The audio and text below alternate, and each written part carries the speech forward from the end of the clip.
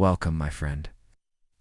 Today we step into the world of a mystic who dared to tell humanity the greatest secret of all time, that your imagination is God, and that everything you see in this world begins first in the unseen world within you.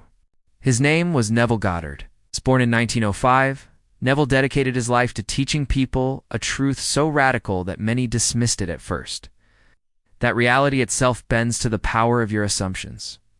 That by changing the way you think and feel, you can shape the life you live. This is not positive thinking. This is not blind faith. This is the law of consciousness, the discovery that you are the operant power. Neville's central teaching can be summed up in a single phrase: imagination creates reality. What does this mean? This means that every event in your life, every person you meet, every condition you experience, is a reflection of your inner state of consciousness. Neville explained that God is not some being in the sky, but rather your own wonderful human imagination. When you say "I am," you are declaring the divine presence within you. If you want to know the future, do not look outside. Look inward. For the outer world is simply the shadow of the inner world. He said, change your conception of yourself, and you will automatically change the world in which you live.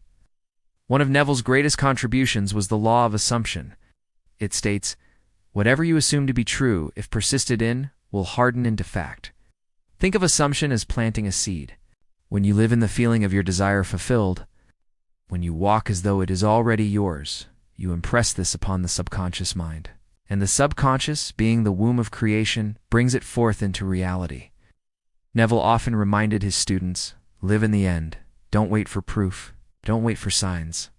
Simply assume the feeling of already being the person you want to be, and reality must reflect it. This is why Neville discouraged wishful thinking. He said you must make your future dream a present fact by assuming the feeling of the wish fulfilled. In his small but powerful book, Feeling is the Secret, Neville explains that it is not enough to think about your desire, you must feel it. Why? Because feeling is the language of the subconscious mind. Thoughts are like images on a screen, but feeling is what etches them into the film. When you feel wealthy, even before you have the money. When you feel loved, even before the relationship arrives. When you feel successful, even before the evidence appears, then you are impressing the subconscious. And the subconscious will mirror that state in your world. This is why Neville urged his students to practice living from the end. Don't ask, when will it come? Instead, declare, it is done. Neville was not just a philosopher. He gave his students practical methods to prove his teaching. Here are a few of his most powerful techniques. The first is SATS, the state akin to sleep, before drifting off to sleep. When the mind is drowsy and impressionable, imagine a scene that implies your wish is fulfilled. Feel the joy, the relief, the satisfaction as though it is happening right now. Drift into sleep carrying this scene, and the subconscious takes it as fact. The second is revision. Neville taught that the past is not fixed. If you experience something undesirable, simply revisit it in imagination. Rewrite the scene. See it play out differently. Feel the new outcome. By revising the past, you change its influence on your present and future. The third is inner conversations. Neville explained that the conversations you have in your mind, whether arguments, doubts, or affirmations, are constantly shaping your world. If you want harmony, speak inwardly with love. If you want success, hear others congratulating you. Your inner dialogue becomes your outer experience.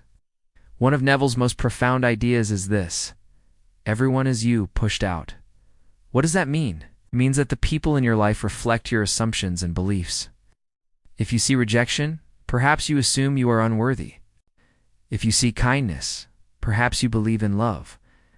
This doesn't mean you control others like puppets. It means your inner world sets the stage for how others show up in your life. Change yourself, and the world responds. To live as Neville taught is to live with the quiet knowing that you are the creator of your reality.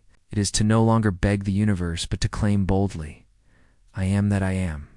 It is to assume the best, to feel your desires fulfilled, to rewrite the past, to choose only the noblest and loveliest assumptions.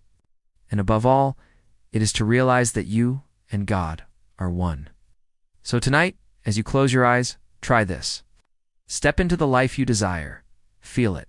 live it inwardly, and drift into sleep, knowing it is already done.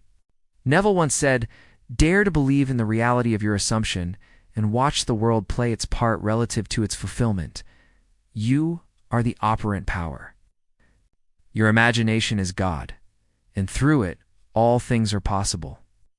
Thanks for watching, and please consider subscribing if you enjoy these deep philosophical teachings that help align us towards a better life. See you in the next video.